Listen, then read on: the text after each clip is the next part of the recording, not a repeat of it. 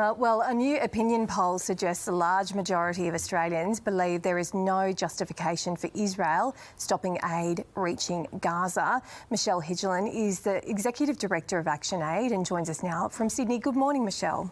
Good morning, Bridget. Why did you feel it was important to do this poll to put out, I guess, a sentiment on how Australians are feeling about what we're seeing happen in Gaza?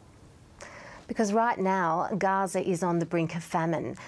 Israel has denied aid from being distributed in Gaza for the last 11 weeks. 2 million people on the brink of famine. What happens over these next couple of days will be critical for the people of Gaza, where we're already starting to see some of the most vulnerable children and the elderly die of chronic malnutrition. How many Australians did you find feel that it is unjustifiable what we're seeing happen in the Middle East? Well, the polling that we undertook included a sample of Australians, and that found that 82% believe that it is unjustifiable for Israel to be denying aid to the people of Gaza, and the majority want to see the Australian government take action to ensure aid flows to people in Gaza. I think what's also interesting about the polling is that the majority of those who want to see the Albanese government take action are Labor voters. So this is a pretty clear message to the government that the status quo in terms of our policy in relation to Israel is not enough. What would action look like, Michelle, in terms of statements or more concrete action from the Australian government? Well, there's a number of things the Australian government could be doing, definitely following suit with our counterparts in the UK, Canada and France, who've made it very clear to Israel that unless aid is able to flow freely to Gaza, that they will take action. And that can include targeted sanctions, just as we have against Russia for its invasion of Ukraine.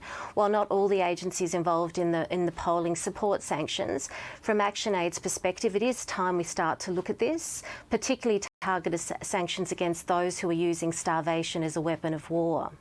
So that would be quite a divergence on policy from the Australian government, but you certainly think it is time to look at sanctions. Are there other aid groups that disagree, as you sort of pointed to there? Which other aid groups have a different view? Well, look, I think that we all have different views based on our international families, but, right now, unless decisive action is taken, people will starve to death.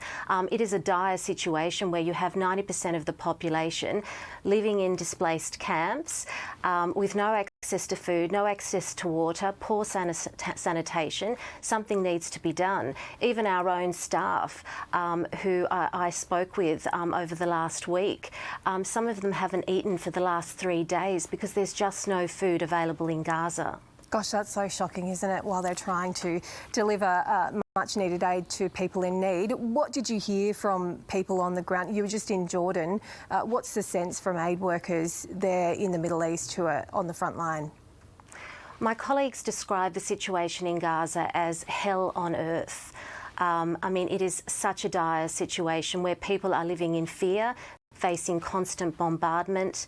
They are now facing hunger and starvation because there is no food available. And honestly, they feel like the world has forgotten about the people of Gaza. So definitely from ActionAid's perspective, right now, we need to be taking urgent action to make sure there is no more loss of life.